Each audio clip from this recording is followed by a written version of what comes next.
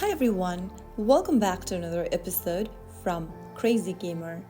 Today in this video, I'm going to show you how to download the Sims FreePlay application on your iPhone.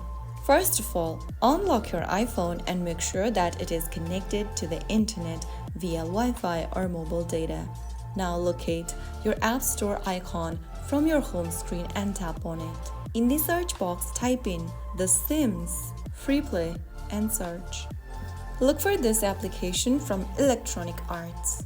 Tap on the Get or the Install button and follow through the prompts. You will need to authenticate using Face ID, Touch ID or your Apple ID password, and the app will start downloading immediately. Once it's done, the app will appear in your home screen. You can then tap on Open and start playing Sims FreePlay. So that is how it's installed on your iPhone.